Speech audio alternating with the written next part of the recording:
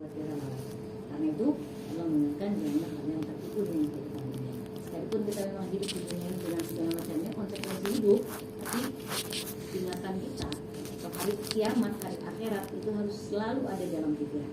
Ini mau kita di rumah, mau kita di kantor, mau kita di mana, itu kita bawa terus.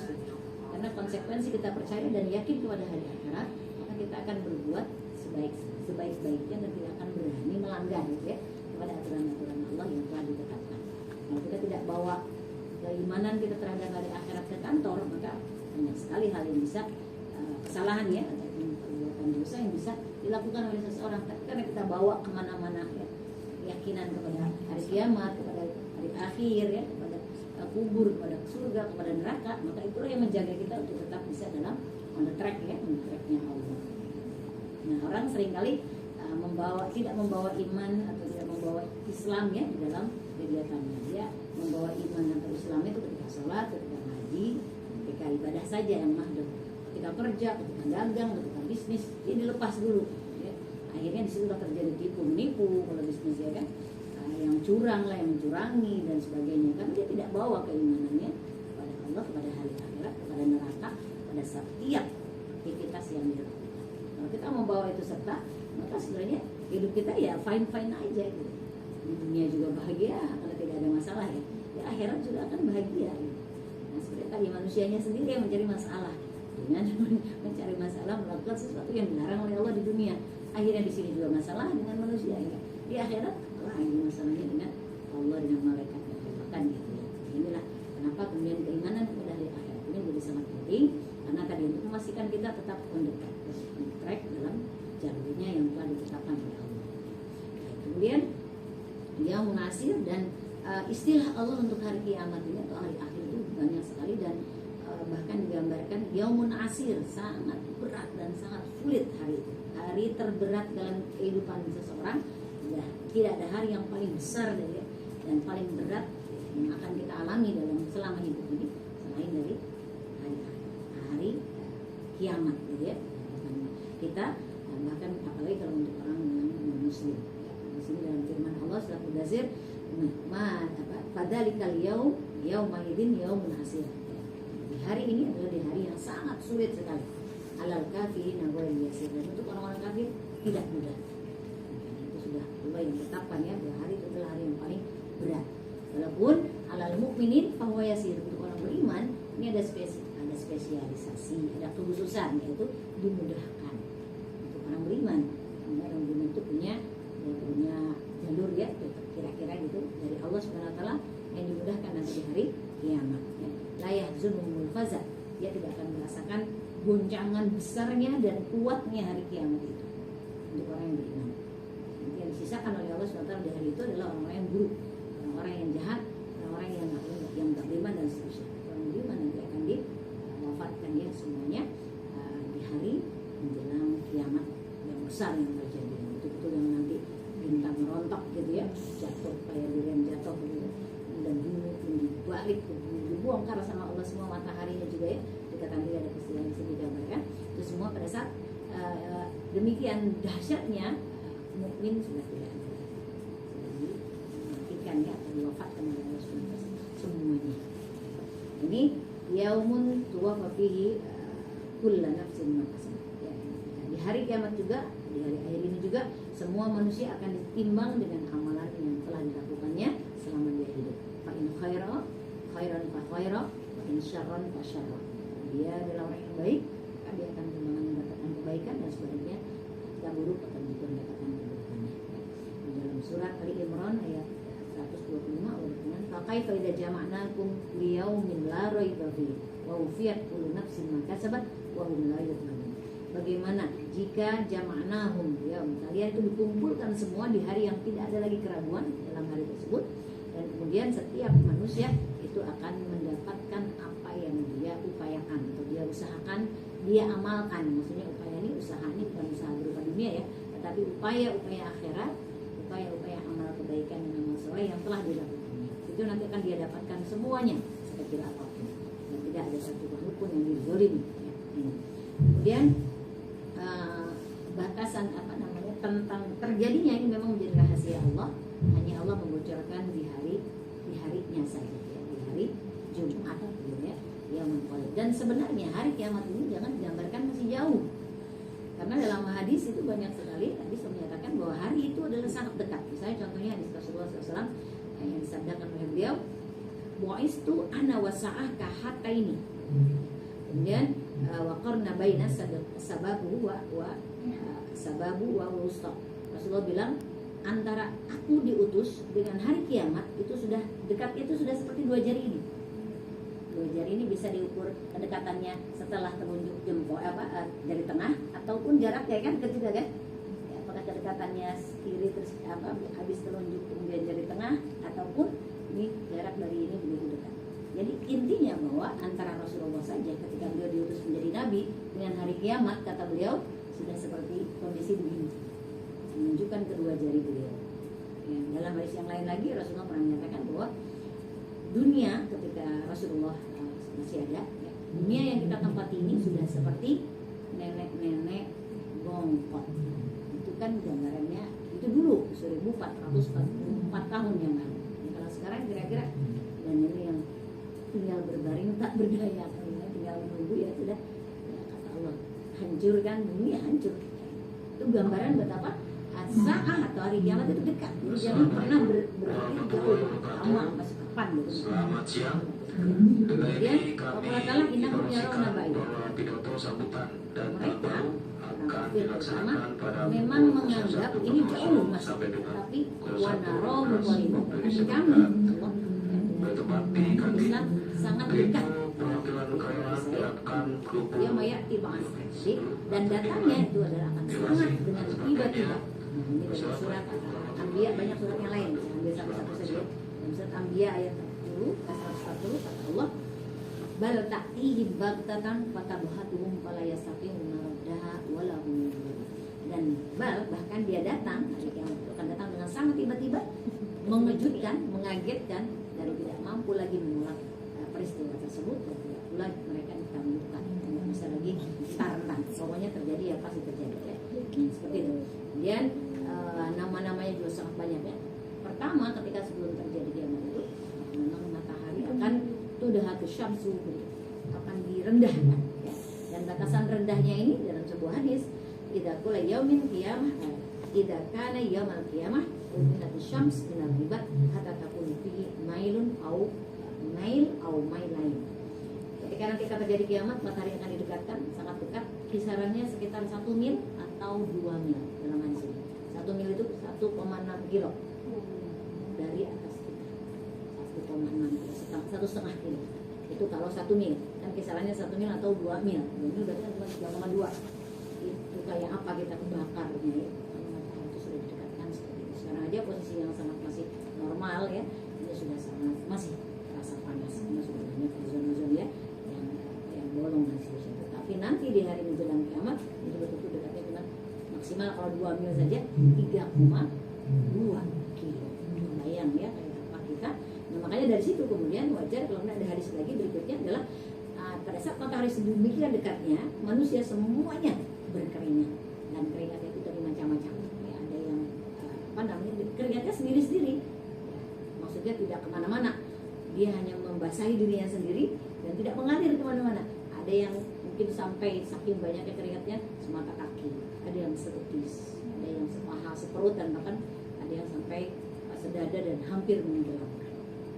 Itu keringatnya masing-masing. Kenapa sedemikian dahsyatnya? Karena ya sudah semua manusia sadar bahwa inilah hari yang telah dijanjikan dan hari pembalasan yang pasti akan tidak ada yang lewat satupun dari apa yang telah kita kerjakan selama hidup. Jadi masing-masing itu udah ingat dosa yang mungkin sekarang kita juga udah lupa apa yang kita lakukan dia 10 tahun yang lalu, 25 tahun yang lalu, di sebulan 3 bulan yang lalu kan udah lupa tuh. Bahkan seminggu yang lalu kalau misalnya lagi juga lupa kita udah ya. Tapi nanti di saat itu semua hadir. Ibarat ya rekaman yang diulang ya di diri kita, dan kita semua karena takutnya dan macam-macam lah sehingga keluar keringat ya, dinginnya keluar keringat ya, ketakutan seperti itu yang panjangnya yang masing-masing ya sesuai ketakutannya, kadar ketakutannya. Jadi dahsyat banget gitu. Dan itu seleher itu ya cuma untuk dia saja masing-masing ya, yang seperti tidak mengganggu orang lain kira-kira ya, dan dikumpulkan dengan kondisi tanpa busana satu helai pun ya. Makanya kemudian Aisyah bertanya, ya Rasulullah, Awala yang zuru guna ba'dun, enggakah kita saling melihat satu dengan yang lain? La ya Aisyah, tidak. Karena pada saat hari itu adalah hari yang sangat dahsyat, tidak ada orang yang mengingat orang lain selain dirinya sendiri. Jangankan mau lihat-lihatan ya, tidak kepikir gitu. Kan ingat orang lain aja enggak, yang biasanya kita tidak pernah tidak ingat suami, tidak pernah tidak ingat anak. Di saat itulah kita salah satu saat atau waktu yang kita tidak ingat orang lain, bahkan suami, bahkan anak ya, kecuali diri sendiri dengan apa yang telah kita perbuat. Jadi memang dahsyat luar biasa. Kemudian dia berada dan yaumun la yatakallamu ahad illa bi'idznillah, dan di hari itu juga hari yang tidak ada yang bisa bicara, malaikat juga tidak, manusia juga tidak, illa bi'idznillah, kecuali yang diizinkan oleh Allah untuk bicara. Jadi betul-betul dalam kondisi bisu semua, heningnya kebayang tanpa suara. Dan matahari ini kan tadi ya sudah didekatkan, kemudian nanti digulung. Takdir dalam surat Idza syamsu kuwirat, ketika matahari itu digulung. Jadi betul-betul matahari itu digulung, tapi kan sumber cahayanya sudah sama sekali tidak ada, ya kan? Kalau masih tadi pas didekatkan kan masih ada, tapi memang itu untuk menguji kita ya dengan panas yang luar biasa. Nah kemudian nanti digulung oleh Allah. Itu tidak ada lagi sumber cahaya selain cahaya iman yang ada pada diri masing-masing. Makanya nanti cahaya iman itu sendiri ya, beragam dan berbeda sesuai dengan tadi keimanan masing-masing seorang manusia. Ada yang sinarnya cahaya itu sampai seperti setinggi pohon kelapa misalnya, kayak lampu sorot tingginya tinggi kelapa. Berarti kan dia bisa nyorot sejauh gitu ya. Makanya dia bebas berjalan, bahkan bisa berlari. Ya, karena di depannya kelihatan kan. Ada juga yang mungkin lebih rendah dari itu, ada yang lebih rendah lagi, ada yang bahkan yang paling rendah adalah seorang yang cahaya imannya itu cukup menerangi atau cuma menerangi ujung jempolnya aja. Jadi kalau dia mau jalan, ya karena yang lain gelap, nggak bisa lihat apa-apa. Ya, cuma dia kalau mau jalan dia pasti lihat ujung jempolnya dong, dan pasti jalannya lambat banget kan. Karena setiap langkah dia harus melihat ujung kakinya, kan sumber cahaya cuma dari situ. Itu menggambarkan tingkat cahaya, artinya dengan tingkat keimanan seseorang. Insyaallah ya. Makanya kemudian nanti orang pas menjelang sirat pun juga kan gitu. Ada yang bisa seperti kalbar ya, seperti apa namanya? Kilat. Itu blitz ya, sudah sampai sana ujung ya. Ada yang mungkin seperti rih angin yang bertiup, yang juga masih lumayan lah. Ada yang seperti berlari sprint, ada yang berjalan biasa, ada yang jalan santai, ada yang mungkin bahkan terseok-seok, ada yang mungkin ngesot juga, ada yang mungkin bahkan tergelincir dulu sebelah kakinya atau entah seperti apa yang gantung dulu, padahal bawahnya adalah neraka jahanam yang lidah apinya itu udah tinggi sekali ya, melahap-lahap ya, akan menjangkau siapapun yang kira-kira akan kepleset ke arah dia ya, jadi emang satu saat dan waktu yang sangat dahsyat sekali ya, peristiwa itu terjadi. Nah berapa lamakah itu terjadi? Dari mulai tadi ya Tuhan sangkakala, kemudian orang nanti dikumpulkan di mahsyar dan sebagainya, itu dalam hadis ini ada khomsina al-fasanah, sekitar 50.000 tahun. Tapi bagi orang beriman ada dalam satu riwayat yang lain hanya sekitar baina dhuhri wal asr, waktu yang akan berlalunya antara zuhur dan asar. Insyaallah ini karena orang beriman ini secara spesial dikhususkan oleh Allah SWT. Tapi secara umum waktu yang akan dilalui sebanyak atau selama 50.000 tahun. Kita hidup aja cuma 100 nggak sampai ya, 100 nggak sampai kan, rata-rata 80 atau 70. Tapi nanti di akhirat akan melalui waktu yang begitu lama untuk proses sampai selesai. Setiap manusia diperhitungkan amal dan perbuatan.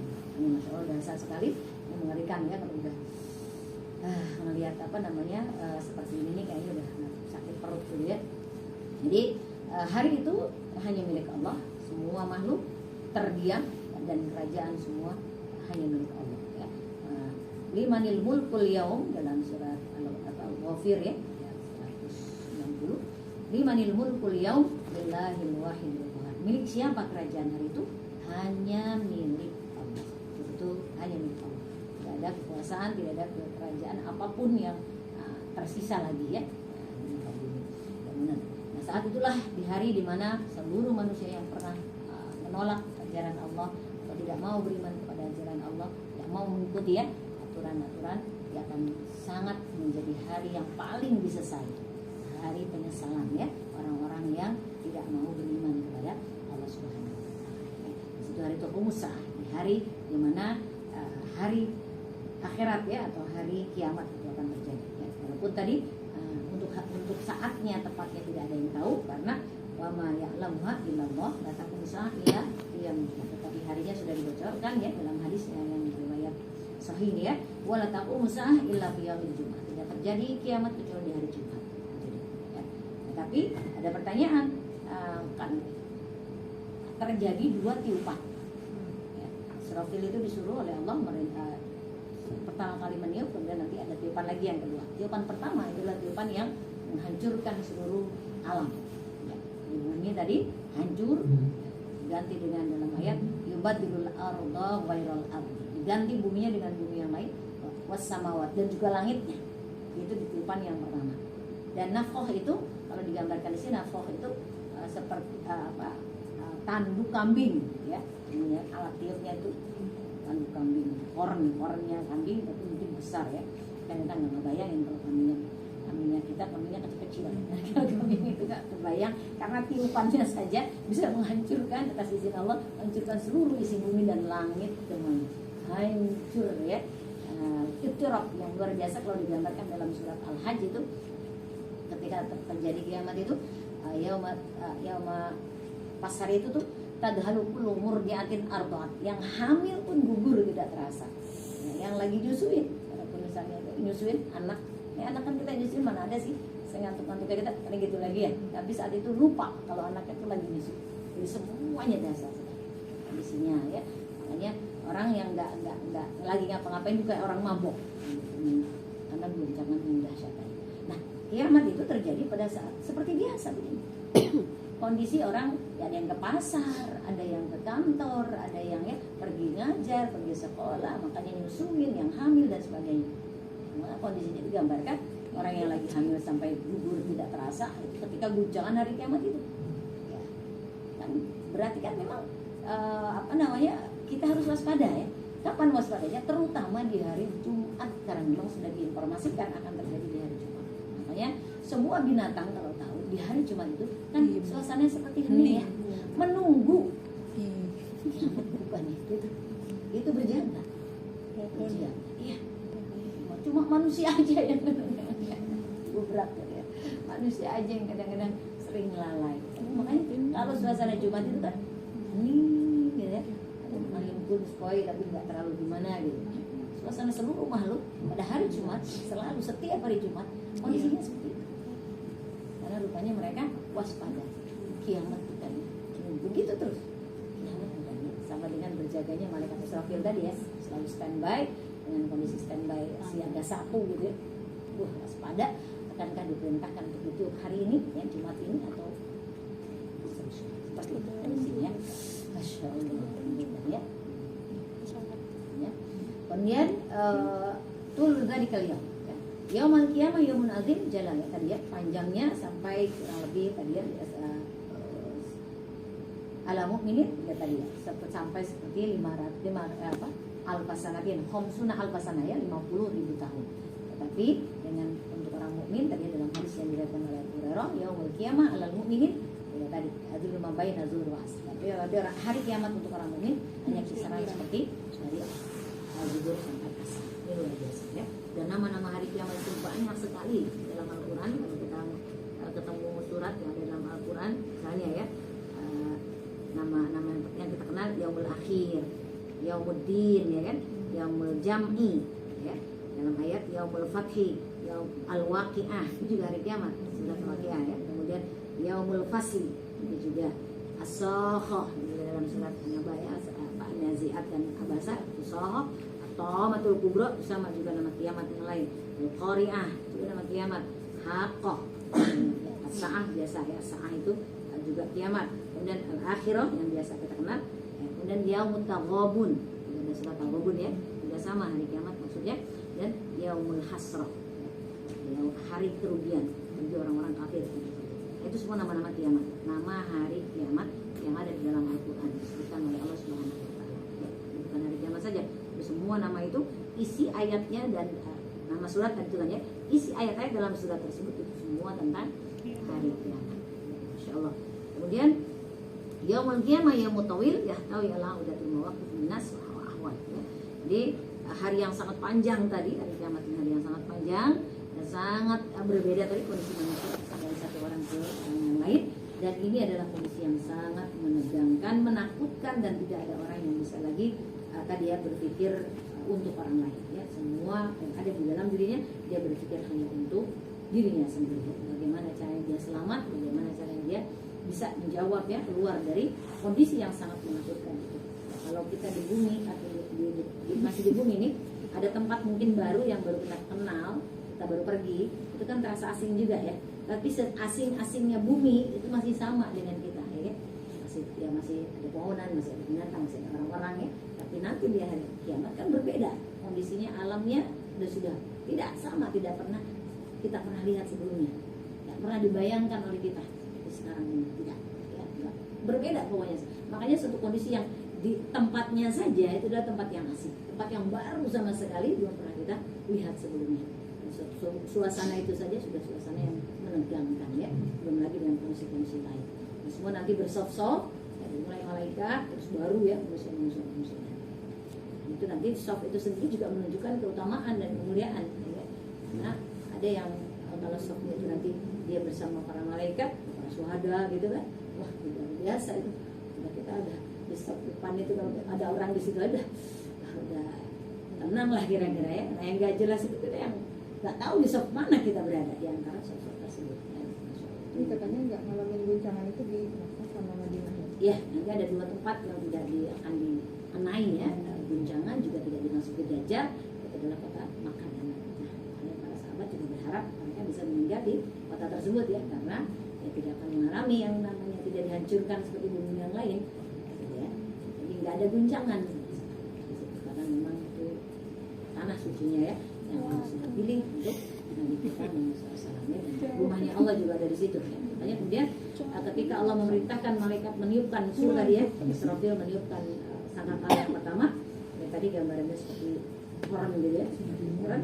Jadi kemudian yauma yunfakhu fihi, ya hari di mana akan ditiupkan surga. Nah, tiupannya itu kan ada dua tadi. Antara tiupan pertama dengan tiupan kedua, berapa sih jaraknya? Ya, ada jarak di sini. Israfil, malaikat meniupkan nafas tadi, meniupkan sangkakala. Beliau yang dulu amru, dia akan senantiasa berjaga ya untuk menunggu perintah Allah SWT. Dalam satu gambaran binator kusah ibusur menghibur. Jadi sejak diciptakan alam ini, malaikat Israfil sudah berjaga dan bersiap. Kemudian berapakah lamanya antara satu tiupan dengan tiupan yang berikutnya? Di sini ada kaipan. Maka aku sahibul Quran di sini. Jaraknya tadi besok zaman Koreatan pisah ya. Tadi ektarobat fihi asbah Israfil aksara istiudah dan naraj. Jadi memang jaraknya itu makhafatan sekitar 40, tapi 40-nya itu tidak disebutkan 40 hari kah, 40 bulan kah, atau 40 tahun. Disebutkan 40 ya, insyaallah. Kita ditanya 40 apa? Dan ada jawaban. Maksudnya tidak ada kepastian. Sehari ke Mekah. 40 tahun, apakah 40 hari, bulan ataupun tahun.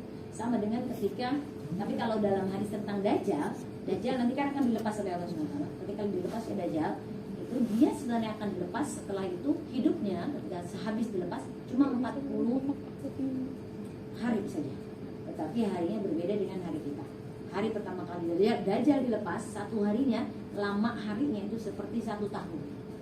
Hari pertama ketika Dajjal dilepas. Sekarang kan Dajjal udah ada ya, sudah ada, bahkan sejak Rasulullah pun juga sudah ada, sejak dulu pun sudah ada. Cuma masih disembunyikan oleh Allah, dan subhanallahnya kalau Allah tutup ya, secanggih apapun zaman sekarang kan sudah ada alat deteksi ya, nggak ada makhluk atau sesuatu yang aneh yang nggak ketahuan gitu ya. Tapi ini nggak terdetek sampai hari ini gitu ya, karena belum dibuka oleh Allah kan ya. Hanya saja pernah ada seorang Nasrani yang dia masih Nasrani saat itu, ketika dia mau pergi dia dari Madinah ya, mau ke arah Yaman kalau tidak salah. Nah, dia dibuat oleh Allah terdampar di sebuah pulau. Iya. Misalnya sekitar dari Madinah menuju ke Yaman, dia terdampar di sebuah pulau, dan ketika dia terdampar, dia turun ya di pulau tersebut dan disambut oleh seekor dabbah. Dabbah itu kayak binatang melata, bisa seperti kambing, bisa seperti anjing, tapi dabbah ini gambarannya ya oleh siapa namanya orang Kristen ini ceritakan tidak tahu mana kepalanya, mana ekornya, saking lebatnya bulu. Tertutup gitu ya, mana kepala, mana ekor gitu kan. Dan dabbah ini memang binatang ini bisa bicara. Pertanyaannya dia kepada yang terdampar itu, dari mana kalian? Ya, saya dari Madinah, negeri yang tumbuh kurma. Kemudian dia tanya, apakah di sana sudah diutus orang nabi yang ummi? Ya, nabi kita tuh dikenal dengan nabi ummi, nabi yang tidak bisa baca tulis. Sudah gelar beliau ya. Kemudian, ya sudah ada diutus di sana nabi yang ummi. Nah, kemudian nasihat dia, berimanlah kamu kepada dia. Kamu sudah ditunggu masuk ke dalam oleh seseorang, masuklah ke dalam. Di dalam ada istana, ada satu riwayat lagi ada sebuah gedung gitu ya. Nah, masuklah dia ke dalam dan ternyata di dalam itu gedung itu kata ini ya, seorang ini ceritakan ini, saya melihat seseorang yang besar sekali. Saya pikir dia setan. Jadi ini gambaran fisiknya Dajjal ya.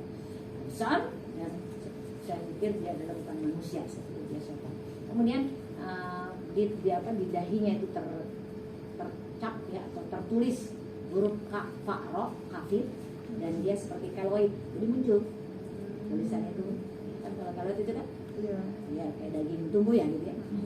Kafaro itu di dahinya. Kemudian bermata picak sebelah, jadi mata yang sebelah kanan itu picak, jadi bukannya bermata satu tapi matanya cuma dua, cuma picak sebelah dengan mata bola mata yang keluar. Itu gambaran fisiknya Dajjal.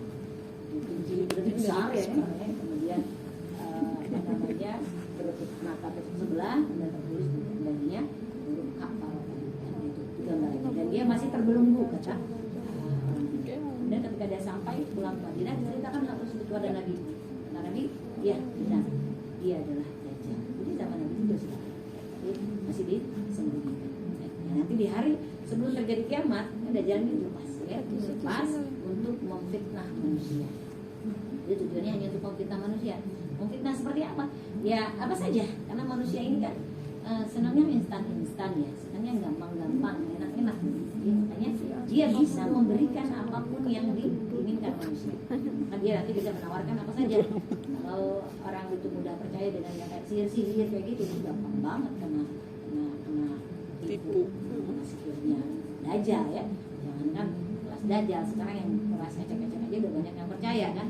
Yang katanya orang menggandakan uang hari gini, banyak yang percaya. Itu jangan jauh-jauh di Serang itu ada di Kasemen. Di agak rumahnya yang suka menggandakan uang itu rumahnya kayak di tengah sawah gitu. Dan kalau secara logika kita lihat, harusnya sih kita nggak percaya kalau dia bisa menggandakan uang. Rumahnya juga sangat sederhana di tengah sawah, kemudian kadang hidup bareng bebek, bareng ayam di rumahnya. Itu kok bilang dia bisa menggandakan uang. Tapi luar biasa, orang-orang yang datang ke situ dia percaya. Kan ada salah satu korbannya yang saya kenal juga orangnya, tapi udah nggak bisa dinasehati. Dia bahkan sampai mau bawa mobil Pajero-nya, dia punya Pajero, masih pengen gandain uang.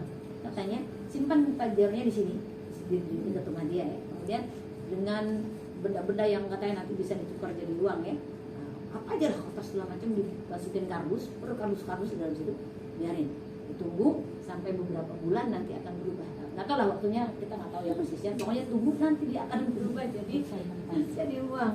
Saya ketawa, kalau kita yang sehat ketawa, tapi dia yakin itu loh yang nggak bisa.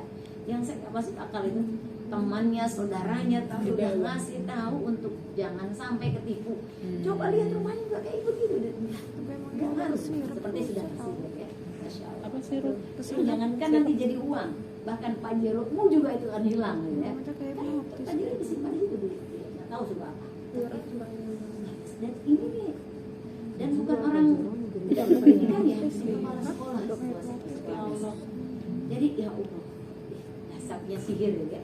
Makanya ini bahaya. Hati-hati, memang sihir itu kan ketika orang itu lalai, tidak mengingat Allah, lupa dari zikir atau ibadah juga kendor, pasti mudah kena sihir. Nah, ini salah satu contoh dan bukan orang lain ya, artinya di sekitar kita dan bukan jauh-jauh ada di kasihnya. Jadi tanda-tanda kiamat sekarang Ya, nah sekarang tanda-tanda kiamat sudah sangat banyak. Kalau dalam hadis itu digambarkan ya, kata tahu waluna fil dunia. Kan ketika Rasulullah ditanya tentang ini, tentang itu, terakhir tentang kiamat, kata Rasulullah, ma mas'ulul anha bisa apa bi a'lami minasai. Tidaklah orang yang bertanya lebih tahu daripada yang ditanya. Jibril tanya Rasul, ya, kiamat gimana? Enggak tahu. Ya, yang ditanya juga tidak lebih tahu dari yang bertanya, yang bertanya lebih tahu daripada yang ditanya. Sekarang berikan deh tanda-tandanya, apa tanda-tandanya? Baru tanda pertama dijelaskan oleh Rasul, apa namanya, al-fatul murah ya tatau waluna fil dunya. Orang-orang yang dulunya bertelanjang kaki, bertelanjang dada, artinya orang sangat miskin lah ya dan sederhana, itu sekarang berlomba-lomba mendirikan bangunan, ya gedung-gedung itu. Jadi banyak orang kaya yang dada, punya ini segala macam-macam, dan gedung semakin tinggi. Orang berlomba untuk mendirikan bangunan itu juga sudah tanda kiamat sebenarnya. Sekarang di mana-mana gedung pencakar langit, itu juga tanda kiamat sebenarnya. Tapi memang karena kebutuhan, karena ini kan kalau kita masalah logikanya, kita punya tanah cuma segini, ada lagi perusahaan, jadi akhirnya kan ke atas.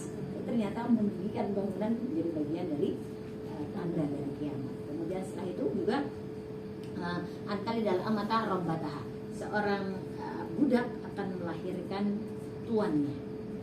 Maksudnya apa? Budak itu kan budak ya, tuan itu melahirkan tuan, anaknya jadi tuan. Nah ini adalah isyarat bahwa banyak sekali anak yang menjadikan budak orang tua. Orang tua yang menjadikan budak, menjadikan pembantu. Ternyata itu tanda hari kiamat. Antali dalam amata robbataha, seorang budak melahirkan tuannya. Jadi tuannya ini anaknya memperbudak orang tuanya. Ini sudah sangat banyak. Apapun alasannya. Ketika ada seorang yang berniat bahwa ya daripada bayar orang lain, bayar ibu aja, hati-hati.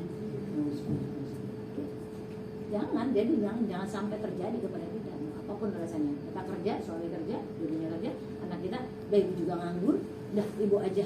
Daripada bayar orang lain, bayar ibu. Bahasanya sih ibu mungkin bukan bayar ya, tapi apapun alasannya itu dalam perilaku. Jadi hati-hati segera stop kalau yang jangan termasuk jadi orang-orang kecuali misalnya ibu yang memang pengen, ada kan kadang-kadang udah lah ibu aja lah, juga nggak mau lah daripada juga sama orang, itu berbeda. Tapi ini memang anaknya yang minta. emang minta orang tuanya. Iya, ini kita yang meminta nih. Sayang cucu. Iya, kalau orang tuanya meminta karena sayang itu juga keinginannya, tapi juga kemudian jangan kita aja mumpung. Jadi nggak apa-apa, mumpung mama mau. Ya, jangan ya, kita nggak mau juga. Jadi salah satu sebab terjadinya kiamat. Ini kalaupun misalnya ibu yang minta, dia ingin merawat, tapi tetap harus ada orang yang mendampingi, yang ngurusin hal-hal berat. Jadi cuma tinggal mengontrol, lihat, duduk ya, berbeda ya. Ini beberapa hal yang mungkin apa namanya sudah mau selesai ya, mau dipanggil belum? Udah ya. Ada bosnya Bu Dewi. Ada bosnya Bu Dewi. Lanjut nanti ya. Ya, kita lanjutkan lagi besok ya. Ini sudah disebut ini besok kebenaran Tadi seru pembahasan itu. Kita tutup bersama dengan Inggris. Subhanaka Allahumma wa bihamdika asyhadu an la ilaha illa anta astaghfiruka wa atubu ilaik. Assalamualaikum warahmatullahi wabarakatuh. Say hi Ut, di YouTube saya Ut. Bu, say hi Bu. YouTube ku Bu, tapi bohong.